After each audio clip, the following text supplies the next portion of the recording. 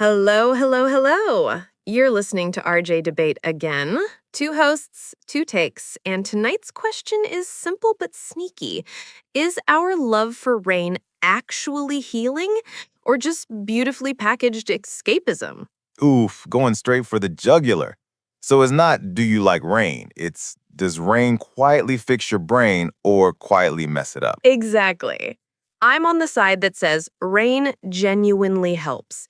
It calms the nervous system, it opens up memory, it gives you this rare mental pause our overstimulated brains are kind of starving for. And I'm not fully buying that.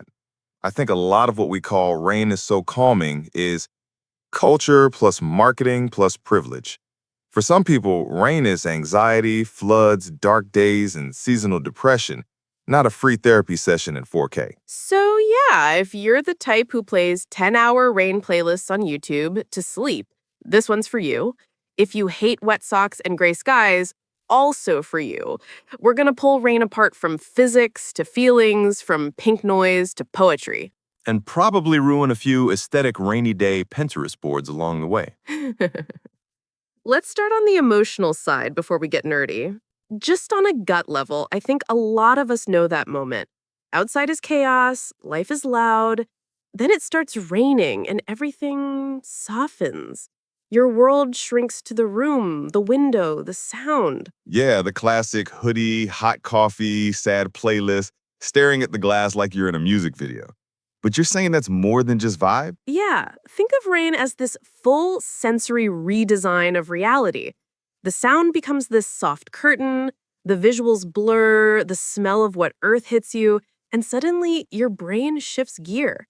That full assemblage is doing something real to your body and mind, not just your aesthetic. Or we've all just been trained by K-drama and sad boy playlists that rain equals feelings, so every drizzle we automatically go, ah, yes, time to be deep. Culture definitely amplifies it. But even before Netflix, humans were reacting to rain. There's solid evidence that the acoustic profile of rain, what researchers call pink noise, can nudge the brain from stressed analytical beta waves into more relaxed alpha and even theta states.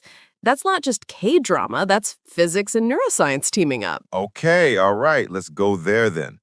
Walk me through why you think the sound of rain is such a big deal. So, quick crash course. When people say rain sounds, what you're actually hearing is millions of tiny impacts. Drops hitting roofs, leaves, soil, water. If you run that through a spectrum analyzer, it mostly lines up with what's called pink noise. The energy drops as the frequency goes up, roughly 1 over F.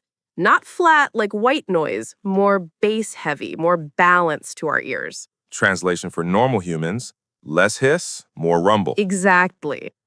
Our ears and inner hair cells are more comfortable with that mix. Studies comparing white noise to pinkish, natural sounds like rain show that rain is less fatiguing and more likely to help people slip into those alpha brain rhythms that show up in relaxed wakefulness and early sleep. Some work with fMRI and heart rate variability even suggest rain-type sounds boost parasympathetic activity, your rest and digest mode. There's also the masking thing, right? That acoustical wall effect. Yep. Modern cities are full of sharp, impulsive noises, horns, notifications, people yelling that trigger your startle reflex. Rain fills the background with a continuous, rich noise floor. That wall of sound hides a lot of those little spikes, so your brain doesn't have to stay on high alert for every tiny sound. You literally get to chill because the environment becomes more predictable. So far, so good. But here's my pushback. We're cherry picking context. You're picturing being inside, safe, with rain outside, making this cozy audio bubble.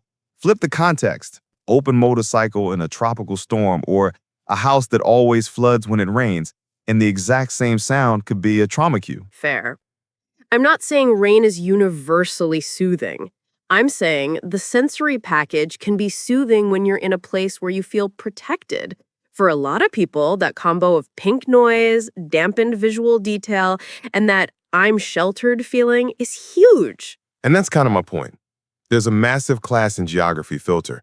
Loving rain is easier if you're not the one worrying about your roof leaking. So when wellness culture sells rain ambience as if it's some neutral universal medicine, that's already a blind spot. Totally. It's like selling forest bathing to people who live next to industrial waste. The physics don't care who you are, the nervous system responses are real, but the meaning you attach to them is heavily shaped by your lived situation. Let's gawk smell, because that's one of the trippiest things about rain. That earthy smell before storm, petrichor, makes a lot of people instantly sentimental for something they can't even name. Yeah, petrichor is wild. The core of it is geosim, this molecule that soil bacteria produce. Humans can detect it at insanely low concentrations, like parts per trillion. Our noses are absurdly sensitive to it, way beyond some smokes or toxins. Evolutionary guess? Being able to smell damp earth and fresh water from far away was a survival advantage. And that molecule basically hitchhikes. The MIT people literally filmed how raindrops trap air bubbles when they hit dry soil. And those bubbles pop and launch tiny aerosols full of geosim up into the air. So you're literally drinking old bacteria perfume through your nose every time it drizzles after a dry spell. The crazy part is what happens after. Smell has a VIP lane into the brain. Unlike vision and hearing, smell signals don't detour through the thalamus. They go almost straight to the olfactory bulb, then to the amygdala and hippocampus, emotion and memory hubs, so that rain smell hits your emotional brain before your rational brain can label it. That's why those sudden flashback under the rain moments feel so raw. I get that. But here's where I get suspicious again. Just because something triggers deep memory doesn't automatically make it healthy. Nostalgia is powerful, but it can also be glue. If every rainy day sends you back to the good old days you can't let go of, are you healing or just looping? Sure, nostalgia can be sticky, but there's also this idea of pleasurable sadness, like listening to sad songs that weirdly make you feel better. Some rain memories are like that, a safe way to feel big emotions without a direct threat, letting your system process grief or longing in an environment that feels contained. Unless you're vulnerable to depression, then that rain mood can drag you down pretty hard. Seasonal affective disorder is very real. Lower light, disrupted circadian rhythm, serotonin dips. For those people, rain plus dark skies plus being stuck indoors is not catharsis, it's kindling. So we agree, rain is a powerful emotional amplifier. My side says if you meet it with some awareness, it gives you an honest window into your inner life. Your side says that same amplifier can send you into a spiral. Exactly. And I think it's dangerous to romanticize that spiral as automatically deep. Sometimes it's just your brain and hormones getting kicked around by weather. Let's jump to the brain's default mode network, DMN. That's the stuff lighting up when you're not focused on a task. Mind wandering, self-talk, replaying memories, daydreaming. Rain is like the perfect DMN activator. Because you're less distracted by sharp external stimuli? Right. The world outside becomes more monotone, acoustically and visually. Less contrast, fewer sudden events. That shifts the brain from task-positive networks to default mode. Studies show natural sounds like rain plus low stimulation can support this internal mode. People report more spontaneous ideas, life reevaluation, that kind of thing. That's the romantic version. I wrote my best poem during a thunderstorm. The dark version is, I stared at a wall for 2 hours spiraling about my life choices. But both are DMN in action. The difference is whether you have some tools to navigate it. If you can say, okay, brain, let's wander, but not self-torture, the rain DMN combo is like free therapy and brainstorming. If you don't, yeah, it can become an overthinking festival. And again, context. A 30-minute rainy window stare for someone with a stable baseline is reflective. For someone with anxiety or trauma, that quiet can be brutal. That's why I resist calling rain a natural mental health app. It can be, but only for some psyches, some of the time. But you'd still admit, in a world of constant pings, rain is one of the few external forces that socially permits you to slow down. Plans get canceled, streets empty, even capitalism takes a micro nap. That collective slowdown is rare. I'll give you that. There's definitely this social script of it's raining. It's okay to do less. And for a productivity-obsessed culture, that's almost revolutionary. There's also the time weirdness of rain. A lot of people talk about rainy days feeling like time stretches, blurs, or repeats, that deja vu with no clear source. Yeah, like, why does this random Tuesday drizzle feel like every heartbreak I've ever had? Some psychologists, like Anne Cleary, talk about deja vu as this mismatch. The layout of what you're seeing now matches some past scene, but your brain can't pull the actual memory. Rain simplifies and standardizes the visuals. Diffuse light, reflections on asphalt, blurred outlines. So different places under rain can share a similar gestalt. And your brain fires a strong familiarity signal without a specific memory attached. Voila! That uncanny, I've been here before feeling. So, rain is basically a low-budget time machine plus glitch generator. Pretty much. And philosophers like Mark Whitman argue that when your body is forced to stop, can't go out, movements are limited, your sense of time shifts from clock time to more fluid, subjective time. Rain traps your body but frees your inner narrative. Which again can be awesome or terrifying. People who like introspection experience that as depth. People who hate being alone with their thoughts experience it as get me the hell out of here. Okay, let's talk philosophy and culture because honestly, humans have been projecting stuff onto rain forever. You've got Bachelard calling water the substance of melancholy, Althusser using rain as a metaphor for randomness and history. Are we just dressing up condensation with big words? I actually think those metaphors show how deeply rain sits in our imagination. Take Althusser's rain of atoms. Imagine atoms falling parallel like raindrops. Nothing happens until one atom swerves, collides, and suddenly you get worlds, structures, history. He uses rain to picture how contingency, little accidents, shape everything, including our lives. And for Bachelard, rain is vertical water, not for travel, but for sinking in. It softens edges, turns the world into a watercolor. That's where all this rain equals introspection imagery partly comes from. Exactly. And aesthetic philosophers like Gernot Bohm talk about rain as an atmosphere generator. It literally tunes the space, reduces how far sound travels, shrinks the audible world, creates pockets of intimacy under umbrellas and roofs. That's not just metaphoric, that's a real resculpting of how space feels. I don't deny it's rich material. I just think there's a risk when we get too enchanted. Romanticizing rain can become a way to glamorize passivity. The world is chaos. I'm just going to sit by the window and feel tragic. Great for a scene in an art film, less great if that's your default coping strategy. So, your beef is with using rain as an aesthetic excuse to not engage. Yeah, like when people say, I'm such a pluviophile, I'm only alive when it rains. Okay, but what about your agency when the sky is clear? If all your emotional life depends on weather, that's not deep, that's fragile. Fair. But the philosophical stuff can also empower you.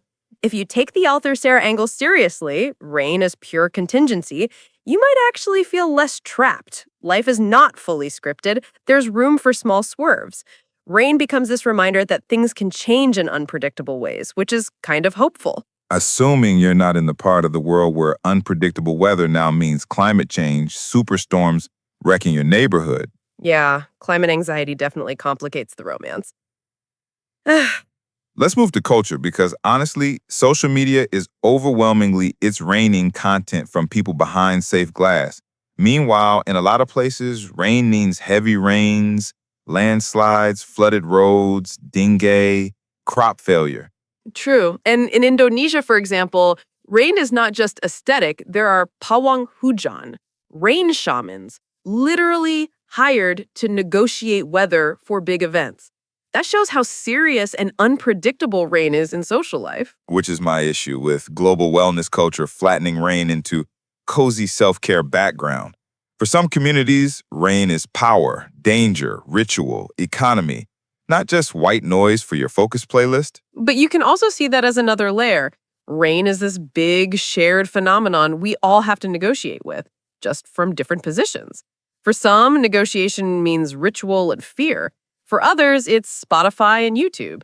The same physics, wildly different life worlds. So if we really want to be rain literate, we kind of need to hold all of that at once. Physics, psychology, poetry, and politics. Not just "Aw, it's raining. Time to be soft."